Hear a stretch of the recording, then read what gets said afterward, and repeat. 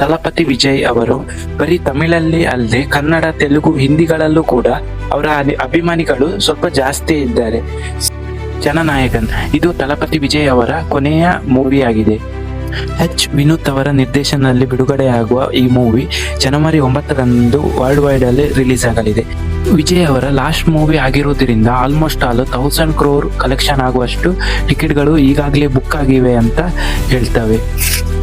ಇನ್ನು ಇದರ trailer already ಜನವರಿ 30 ತಾರೀಕಿಗೆ ತೆಲುಗು ಹಾಗೂ ತಮಿಳಿನಲ್ಲಿ ರಿಲೀಸ್ ಆಗಿದೆ.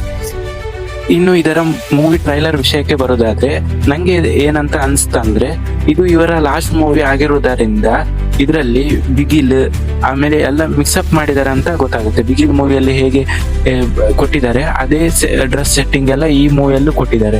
ಆಮೇಲೆ ಆಲ್ಮೋಸ್ಟ್ ಅದರಲ್ಲೂ ಸೇಮ್ ಗೇಮ್ ಎಲ್ಲ ಆಡಿಸ್ತಾರೆ.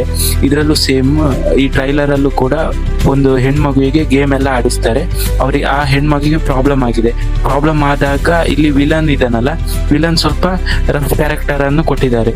ಆಮೇಲೆ ಈ ಮೂವಿ ಟ್ರೈಲರ್ ಅಲ್ಲಿ ವಿಜಯ್ ಅವರು ಪೊಲೀಸು, ಪೊಲಿಟಿಷಿಯನ್ ಆಮೇಲೆ ಕಾಮನ್ ಮ್ಯಾನ್ 3 ಪಾತ್ರಗಳಲ್ಲಿ ಕಾಣ್ತಿದ್ದಾರೆ ಅಂತ ಅನಿಸ್ತು. ಅಂದ್ರೆ ಆಲ್ಮೋಸ್ಟ್ ಈ ಮೂವಿ ಡಬಲ್ ಆಕ್ಟಿಂಗ್ ಇರ್ಬೋದಂತ ನಂಗೆ ಅನಿಸ್ತಿದೆ. ಈ ಟ್ರೈಲರ್ನ ಸ್ಕ್ರೀನ್ ಪ್ಲೇ ಅಂತೂ ತುಂಬಾ ಅಚ್ಚುಕಟ್ಟಾಗಿ ಮೂಡಿ ಬಂದಿದೆ. ಹಾಗೂ ತಲಪತಿ ವಿಜಯ್ ಅವರ ಲಾಸ್ಟ್ ಮೂವಿ ಆಗಿರುವುದರಿಂದ ಮೊದಲೇ ಅವರ ಫ್ಯಾನ್ ಫಾಲೋವರ್ ಅಂತೂ ಜಾಸ್ತಿ, ಎಲ್ಲ ಕಡೆಯಲ್ಲೂ ಇದ್ದಾರೆ ಅವರ ಫ್ಯಾನ್ ಫಾಲೋವರ್. ಹಾಗಾಗಿ ಈ ಮೂವಿಯು ಆಲ್ಮೋಸ್ಟ್ 1500 crore ಹೋಗ್ಬೋದು. ನೋಡೋಣ ಮೂವಿ ಹೇಗಿದೆ ಅಂತ.